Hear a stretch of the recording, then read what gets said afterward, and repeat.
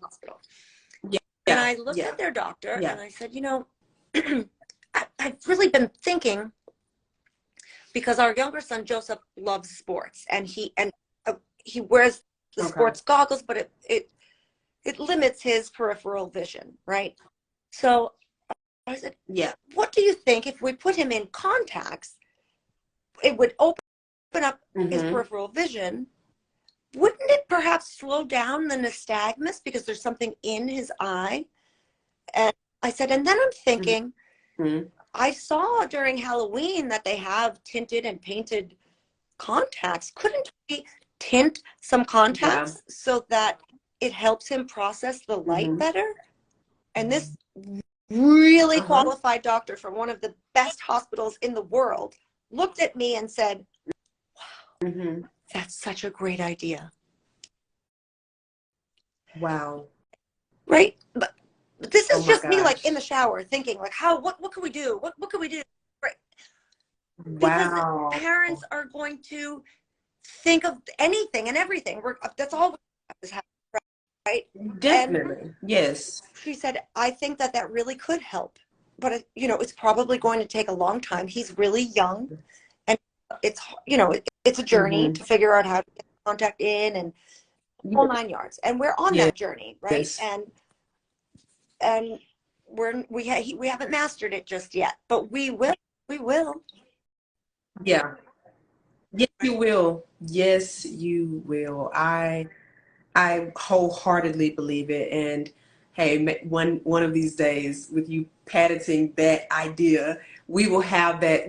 I mean, I'm just thinking what a world there would be. Tinted contacts that would help with nystagmus. Because I know, even for myself, being an adult woman, I'm 30 going on 31, and I know just how insane nystagmus is even still at the age that I'm at. So having something like that to be able to use to help regulate it would be phenomenal.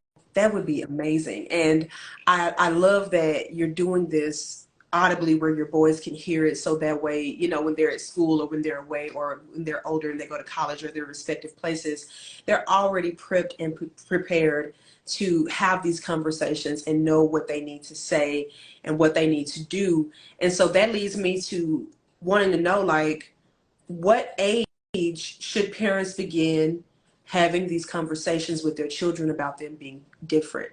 Like, do you start it at 3 years old, 5 years old? Do you wait until they're going into pre-K or kindergarten to start these things? Like, what's the appropriate time frame to really get this thing going? I love that you just asked that question. So I didn't know, right? And it was something that I really worried about, because you don't want, you know, you want to make sure that it's done in a way that really supports their development and sense of self, you know.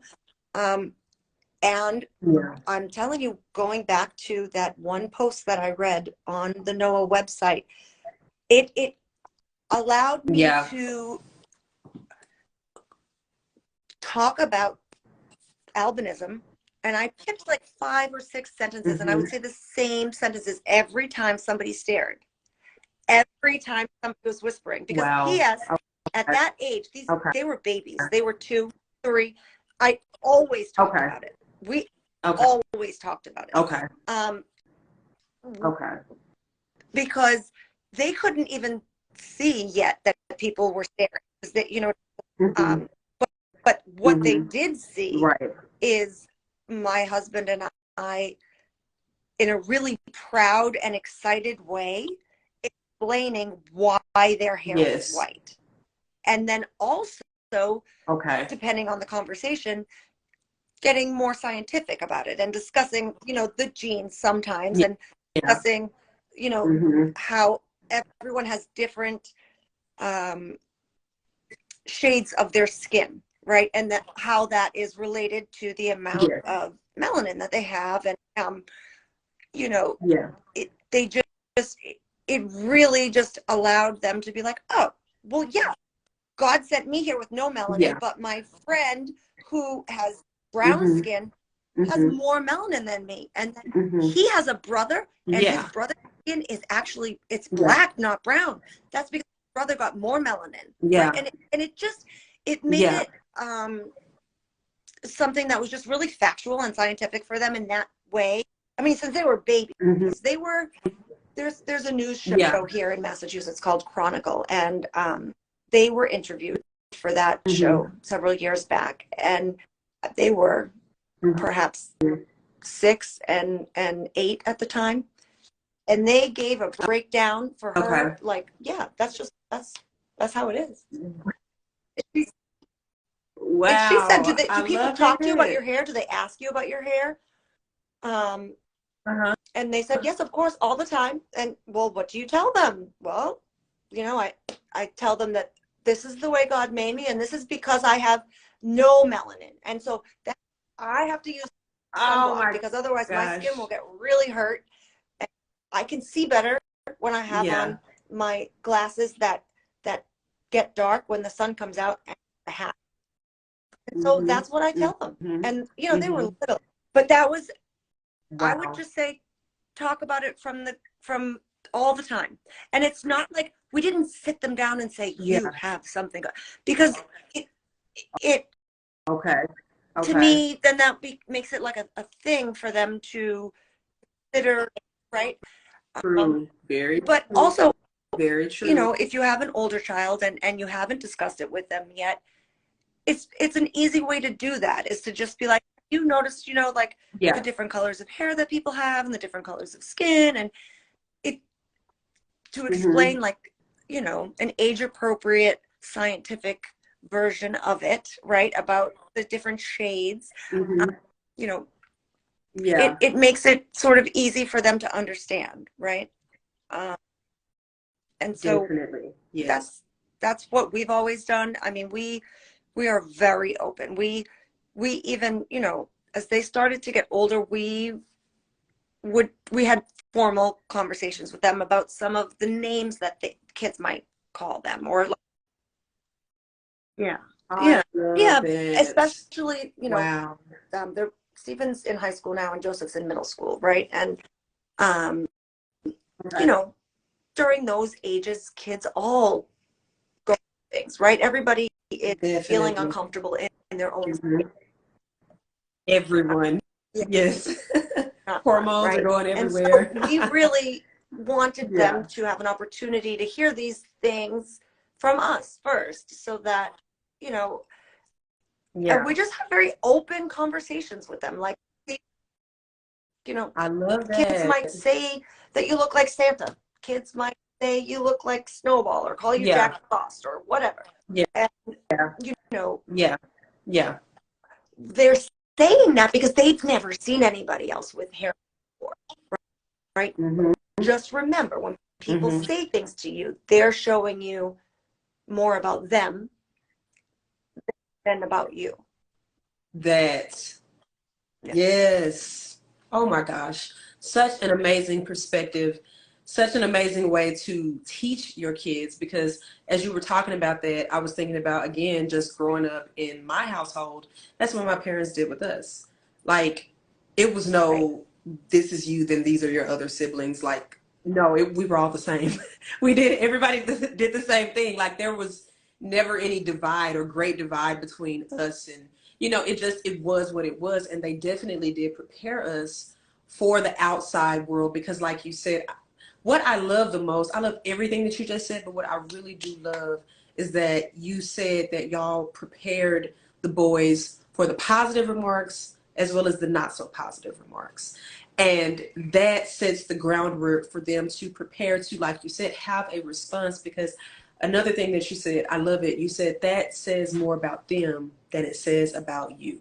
If someone has to take time out of their day, out of their schedules, to say something that's rude, condescending, that's hitting below the belt, that's undermining, that's mean, that's all of those vicious, nasty things, that doesn't have anything to do with you. That's their heart. They're just showing you what their heart, the nature of their heart is. And that actually makes you feel really sad for them, because like you said, it doesn't have anything to do with you. But for so long, you know, the context surrounding albinism was always that it was this, but never towards the objective, the person that was hurling or saying those remarks back toward us. So I love it because it definitely sets the groundwork and it prepares children for both sides of the coin. It definitely does. And parents, I hope that y'all have just taken a lot of this, even for those of you who may not be parents, like even for me, we're all learning and we're growing and we're seeing different perspectives and ways to view this thing, because it's so important that our kids know this, or that we know this, because even for me, like what you were saying about how you can respond to people when they're asking you questions and turning it into something positive. Oh, you're looking at me. Oh, you see my eyes are shaking. Yeah, it's really neat, right? This is called and turning it into a teachable lesson instead of something that causes you to go home and be depressed or feel down, because that's what they want. But when you turn it around into something that's positive, it totally takes the bite out of the whole entire, and I love that. Tarsha, where's the book? When are we getting this book? When are we getting this parenting book 101? I mean, we need it. We need this. I mean, parents need this because albinism is so rare, especially like, here in America, is super rare. So the parents have to have this type of thing right here where we can come together and just talk and have a ball. And so I'm looking at my clock. It's 6:59. So I told y'all a few minutes ago that we would have some questions for Tarsha. And let me look through the comments, because y'all were just talking a lot. So let's see if I can find some questions. And if you have any questions right now, go ahead and drop them in and we can get them to Tarsha and she can answer them for you. I'm looking through the comments now, and Tarsha, if you see any, you can go ahead and shoot any out, but I'm just looking through. Thank you, Amy. One thing that I do want to say is that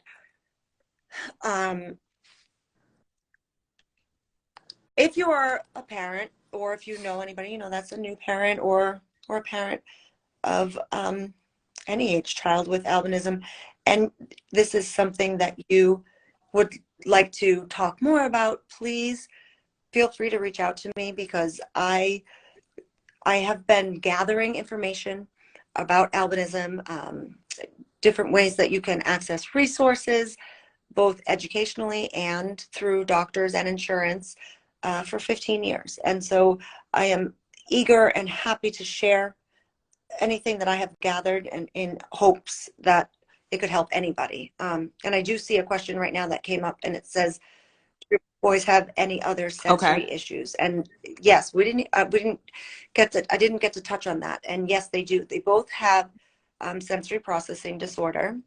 And because God really trusts me, one of them is a sensory seeker, and one of them is sensory defensive. They are opposite ends of the sensory spectrum. And that allowed us the opportunity to learn about the entire sensory spectrum in this home, right? And so we noticed that their sensory dysfunction really affected them more when they were younger. And thankfully here in Massachusetts, they had access to incredible services through early intervention, and then, through school as they got older. And so we had them in occupational therapy and orientation and mobility therapy, and vision training therapy once a week for all three. So they had therapy 3 times a week until we were in school. And during those sessions, we were trained. My husband and I were trained on different things to do that would help them accommodate when they were having any type of sensory reaction or experience, because noises were louder for them. And my older son, Stephen, he sought those noises out. My younger son, Joseph, he shied away from them. Smells, forget it. Like, for the longest time, I couldn't cook with garlic. Our last name is Benevento. Forget it. This isn't going to last. We have to figure out how to desensitize them. I need to make meatballs. So but it would really freak them out because their sense of smell was very, very sensitive. And it's not that now that they're older, they don't have these same sensory sensitivities. They do. It's just that through a lot of occupational therapy and different training, and they understand how to accommodate and adjust at this point, you know? And so, and they know better, right? Like, interestingly enough, now Joseph doesn't mind being in a loud space, whereas Stephen does, you know? And so the way that we've been able to address the sensory stuff is through, you know, therapeutic interventions. And depending upon where you are living and what your insurance situation is, you'll have very different access to those services. But thankfully, there are a ton of wonderful resources online that you can do simple things like brushing or whatever, you know, different techniques that you can learn to do at home yourself with your child. And that's what I ended up doing, right? Like, we would have sensory bins, literally. They sell them now, but back then, 50 years ago, they didn't. And you just, the more exposure that they get, you know, the better they become at dealing with it the next time they're confronted with it. I love that, Tarsha. And I have just been massacring your last name, by the way. I'm putting my apologies out there. I'm from Massachusetts, and so we say everything a little bit funny, so don't worry. Okay. Yeah. Okay, so y'all are like us in Texas. We're okay. Just of the accent spectrum. Yes. Okay, Amanda asked, she said, when did you find that your boys could actually see you or identify with you? What age? And Amanda says that she has a 4-month-old girl. So 4 months, that's such fun age. It took a while. I would say over the course of that first year, as we were being trained by the people from early intervention that were coming into our home, we would do different activities with toys that lit up and toys that made noise so that we could see how, like, where their eyes went when they were trying to focus on something. And as we learned that, then we knew how close to get so that they could see our smile, or you know, and to connect in that way. But I would say, you know, obviously it's different for every child, but, you know, toward the second half of that first year is when we were able to really feel that they were connecting with us in a way that was visual, right? And it was still very different. And you know, as a mom, and both of my boys obviously have nystagmus and have the, you know, the low vision that's related to albinism. So it wasn't until I would spend time with my niece or nephews that I realized how much my children were not connecting with me visually, because it was all that I knew as a mom, right? And so, you know, that can be an eye-opening thing. But what I can tell you is that if she's 4 months, it would be over the next few months, you'll start to see her responding to your facial expressions. I would just play with distance, right? And also with lighting, right? See, do you think that she's paying more attention with the lights down? If the lights are behind you? You know, my husband used to go behind me with things that made noise to catch their attention over here. And then I would make a funny face and that would catch their attention. And you know, it caught on like that. Okay. Wow. Y'all, this was amazing. See, this is why we had so many delays, Tarsha, because we knew it was going to be epic. And this was absolutely epic. I've learned so much. And the thing about all of what you just said is that it doesn't cost a lot to just do the things that you said. All of these things are just totally, they're free. And it just takes time and patience and a willingness to do everything that you just said. And with that, I don't have anything else to say, but just thank you so much for joining in and being with us on this. This was just awesome. Like I said, I have to keep saying the same thing over and over because that is just how amazing it is. And for those of you who are just coming in, if you didn't start out with us, this will definitely be on Facebook and YouTube. As you know, we were going to be on Facebook, but we came over here, but we're going to go on there with this. And so that way you guys can watch it. The playback will be here as well. We want to get this out to as many parents as possible because this is just something that a lot of parents need to know. And if you have, like for the parents who are on here now, if you're not already connected with Tarsha, you can connect with her on her son's page at Two Albino Bros, or her personal Instagram. Do you want to use your personal Instagram or? Okay. Find Your Magic Mama. I've been tagging them since I've been, promoting the page, and she's been promoting it as well. So you should find them. But if not, I'll do another tag. That way you guys can save these handles in your inside of your like notepads or on your IG or on Facebook. So that way you can contact her if you have any questions, because we're better together. So again, this is just a brief synopsis, and hopefully if Tarsha wants, we can come back and maybe do a part 2, like maybe somewhere like on down the line where we just do an update on everything. And just, yes, I'm proud of Tarsha too. Listen, she just, oh my gosh, let me stay focused.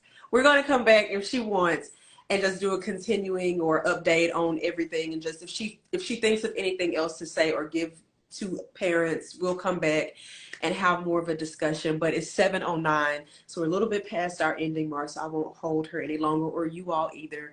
Do you have anything that you want to say before I close this out, Tarsha? If I could share anything, it's that you will be, as any parent, right? You will encounter times where you are feeling sad for your child or worried for your child or very protective child. And all I can encourage you to do is go back to love and just look at that child of yours and know that with you and with your love, they will do what it is that they are meant to do. And that I am certain. Right? Yes. You'll have tough days, you'll have great days, you'll have magical days, you'll have messy days. And I can't thank you enough for asking me to be on here. I will be on here whenever you would like me to. And I can do a website to a blog that I created years ago that on there, I don't actively write on it anymore, but on there, there's just a plethora of knowledge, of information about albinism that I just collected tons of resources so that parents could explore and save time. If you're looking for different things, it's in there. I'll send it to you so you can share it if you like. Yes, please. Yes, send that to me so I can send it out to everyone. And again, thank you guys so much for tuning in. As you heard, we'll be back. So don't worry. We'll be back for part 2, part 3, part 4, part 5. All of those parts, we will be back. So again, thank you. I hope y'all have a fantastic night and an amazing week. Melanin Talks episode 3 next month for Women's Month. We'll be back. So I hope to see y'all then. And y'all have a great night. Bye.